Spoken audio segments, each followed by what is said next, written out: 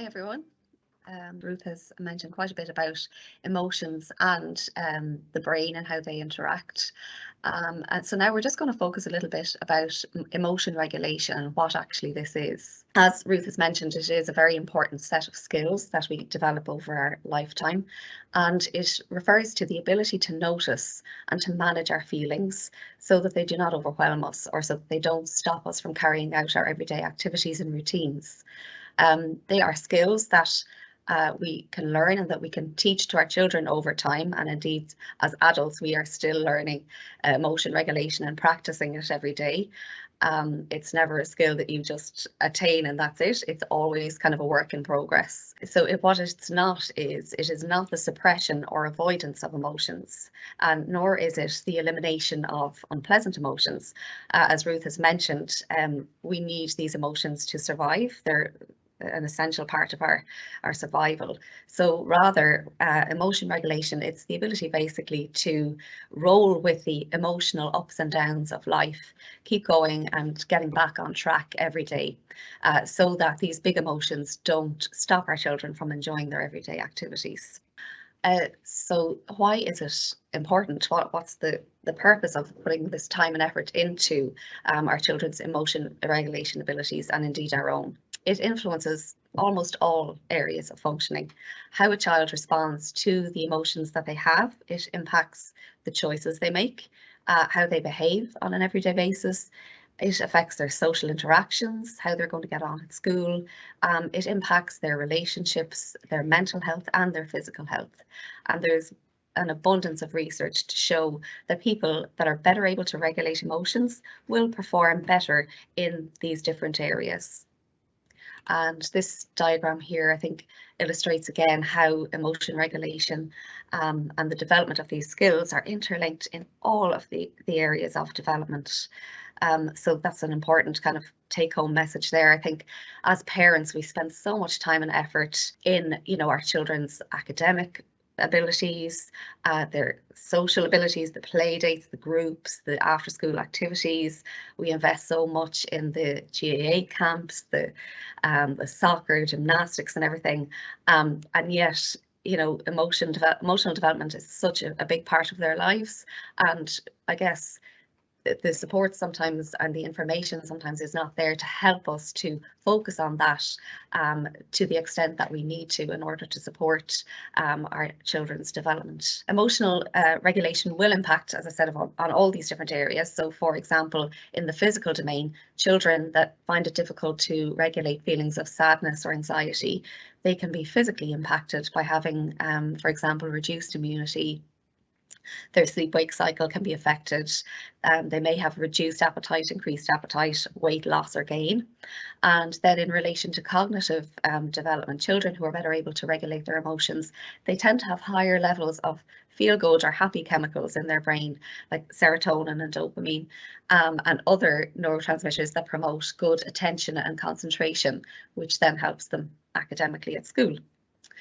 Also, they're not as internally distracted by these strong emotions, which obviously lends itself then to kind of good progress at school. Children that are better able to regulate emotions in the playground, they're better able to avoid lashing out.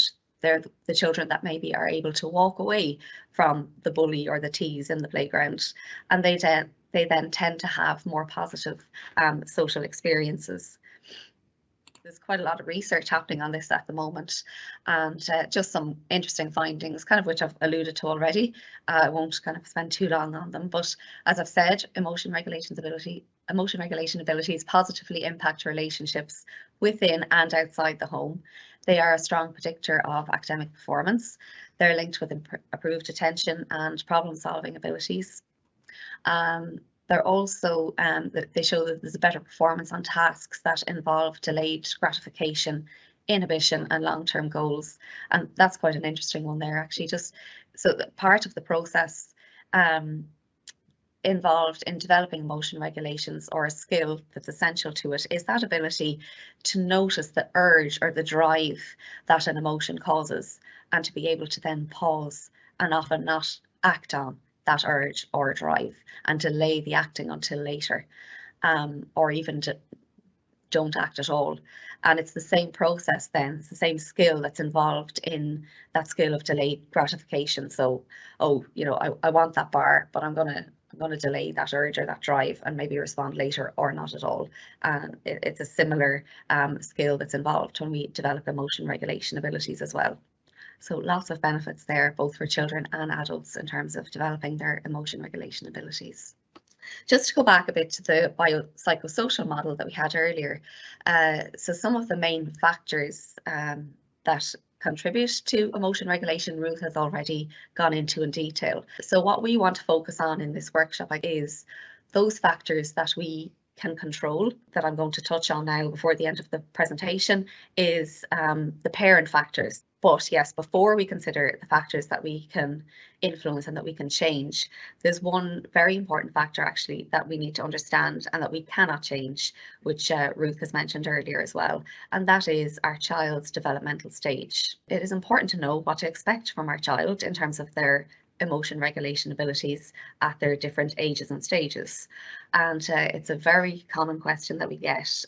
Almost all parents ask, well, what should my child be able to do in terms of their emotion regulation at a particular age? And most are shocked to hear that their child's prefrontal cortex, so that part of the brain, the wizard brain, as Ruth mentioned, that doesn't actually fully develop until we're in our mid-20s. So I think parents maybe overestimate sometimes the ability that their child has to regulate their emotions. Babies have no ability to self-regulate. They rely on what's called co-regulation, which we'll come on to in further detail later in the presentation. So their regulation, if you think about it, the regulation that we provide to babies is quite sensory and movement based. So we use soothers, rocking, feeding to sleep, swaddling, holding tightly. So it's quite movement and sensory based and relies entirely on the adult. Our toddlers and our preschoolers then, they have some basic understanding in feelings. They know what sad is, they know what happy is, but their ability to regulate their big emotions is very limited. So that's why we see a lot of tantrums and screaming, because that part of their brain is not yet developed, and cognitively they don't understand like reasoning and, you know, causes of events and so on. So they need a lot of adult guidance, support and co-regulation. Our primary school children then, they do have some ability to pause before they respond to emotions. That said, they still need a lot of co-regulation and guidance, especially for events or triggers that are very, very strong. In adolescence then, you know, we often kind of again overestimate their ability to regulate their emotions, when actually there's quite a lot going on in that adolescent brain and body.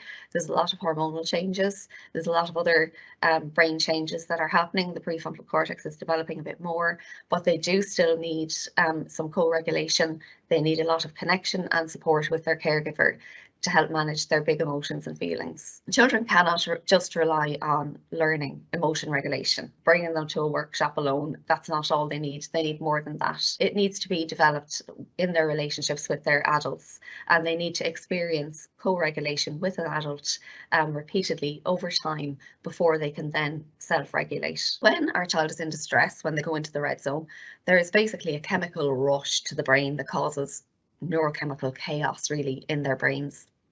And co-regulation is a process that can kind of help to de-escalate this almost straight away. And co-regulation is a process between two people, and it aims to help manage immediate in the moment emotions and foster self-regulation skills. And it's achieved then through a process whereby one nervous system calms another, producing a consistent cycle that is calming and provides emotional relief for both people involved. So what happens in the brain, they've done fMRI studies on this, which is fascinating. As a calm parent regulates a chaotic child, the mirror neurons in their brain, in your child's brain, are activated.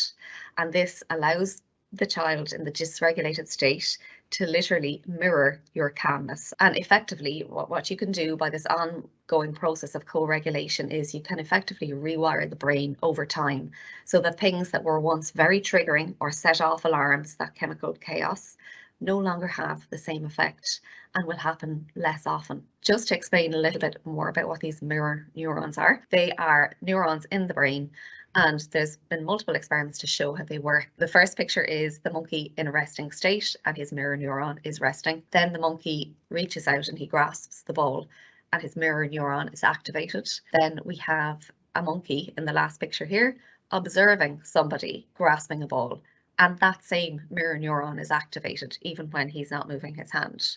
So that's quite a simplified version of it, but I think you get the idea. And the same goes when the child sees us in a highly agitated state. They too feel this state. And similarly, if we're in a calmer state, they then feel that state. It's, you know, you've heard that saying that emotions are contagious. This can explain why that is the case. It's important to note, I guess, that with autistic children, however, there's a lot of research that shows that these mirror neurons, they don't actually activate as much in the brains of autistic children as they would in other children. And so co-regulation might not work as well for autistic children or teens. Maybe a more sensory movement-based approach is more effective in calming these children. These are the little take-home activities for you to practice later in the case of a big red zone meltdown, and these will really challenge your own emotion regulation abilities as well, which we'll come on to in a minute. The first one here is just breathing together with your child, and you might need to bring in an element of touch into this as well, maybe just even putting your hands on their shoulders, and that deep pressure can help to regulate. So hands on the shoulders, and you might even want to name the feeling. I can see this is really hard for you. You're really cross. And I would leave the language bit at that statement only. I wouldn't get into anything else. But just sometimes that validation of, oh my goodness, my mum actually understands what's going on for me, rather than, will you just stop being so gross? Why can't we, you know, all the other responses that we can have. You name the feeling in a calm, neutral tone. That validation can be hugely effective.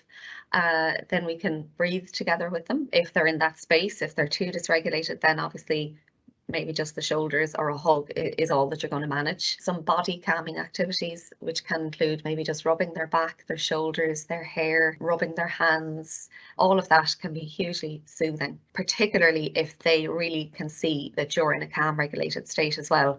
Their mirror neurons will see that and also it'll impact their nervous system. Another nice one is using music and helping them to move or to sway to the music. And all of these activities, they are calming down that limbic brain. As Ruth mentioned, that brain isn't very accessible to words, reasoning, logic. So we need to access that with movement, and body work can work much better in soothing that lizard brain. And of course, sensory activities are also hugely effective, and we'll talk more about those. Our own emotion regulation abilities play a huge role in how we respond to our children's big emotions, and then in turn, how our children then respond to their big emotions. From my experience of working with parents, this is the most difficult part for parents to hear and to change, but it is the one thing that you have the most control over. Before going any further, there is not a single parent out there, just to reassure you, that is emotionally regulated all day, every day. Okay, as Ruth has mentioned, part of the human experience is to be on this roller coaster of emotions. And it's not the emotions that matter, it's our responses to the emotions and the behaviours that then follow. Try not to judge yourself for the emotion overwhelm that you have on particular days. And rather than looking at your emotional reactions and your emotion regulation abilities with judgment and criticism, try to look at it with some empathy and curiosity, because you deserve it, and because there's reasons why maybe your emotion regulation is as it is. When I work with parents, I guess, around their own emotion regulation abilities and the big role that that plays in managing their children's emotions, I often do two activities with parents, and one of them is I just ask them to think about how they were parented themselves. And typically you will see a similarity in patterns. How you were responded to as a child has impacted on how you respond to your child. And back in earlier years, parenting, I guess, certainly when I was parented, it was more punitive and more control based. And this idea of co-regulation and gentle parenting and validating our child's emotions, that wasn't to the forefront of the parenting models out there. So your parenting experience, I suppose, has wired how you respond, and you come to parenting wired to respond in a certain way because of how you were brought up. And it's important to remind yourself of this, you know, when you're thinking about your own emotion regulation abilities, that, you know, it's not your fault necessarily. This is how your brain was wired.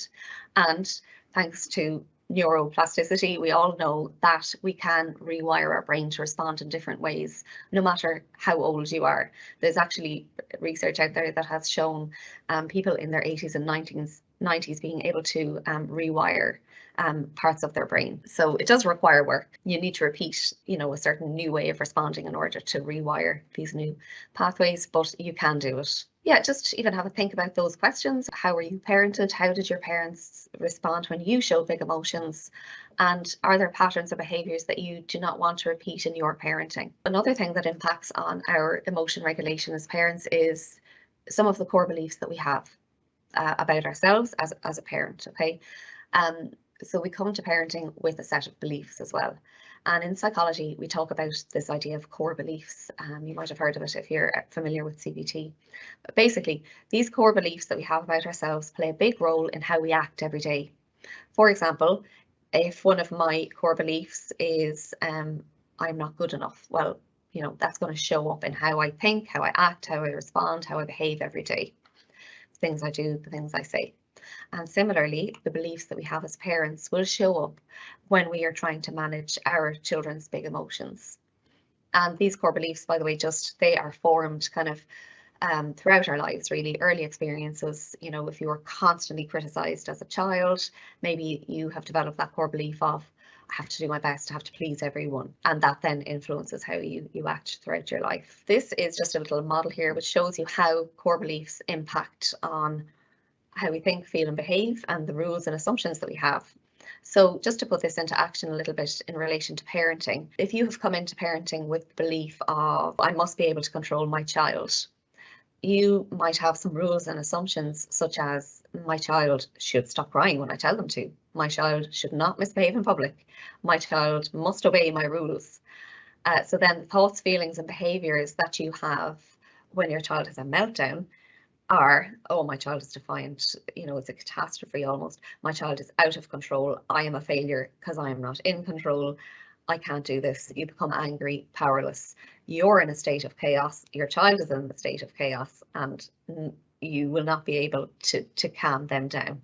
So it is worth spending time to maybe have a look at what beliefs are triggered when your child becomes dysregulated.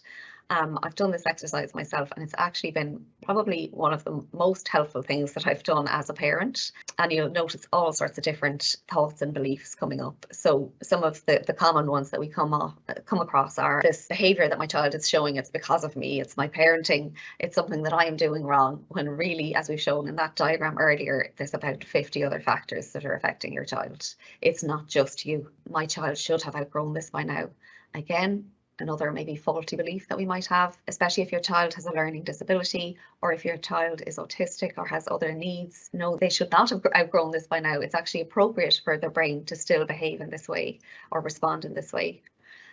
We often have the belief that everyone will think I'm a bad parent, when really, if you were to probably check around, they're all probably empathizing with you. Their mirror neurons are switched on, thinking, I've been there, you know, this is so hard.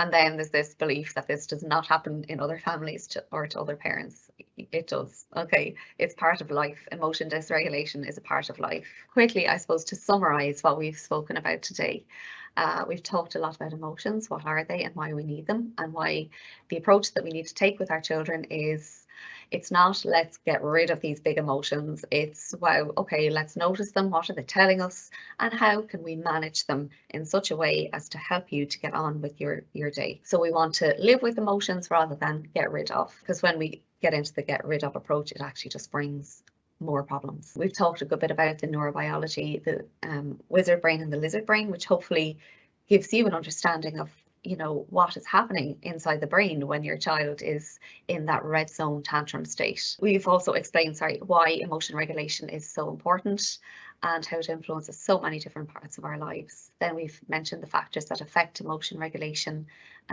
such as the developmental stage, and also the parent factors. Hopefully you can put into action maybe even just some of the strategies that we've mentioned towards the end of the presentation. Next, what we're going to cover is we're going to talk about some strategies to help you yourself as a parent respond to the big emotions that your child has and that you have in response to that, and also a toolbox of practical techniques to help your child to manage their big emotions, which you can teach them at home. I hope you found it helpful. Thank you very much for listening, and we'll see you next week. Thank you.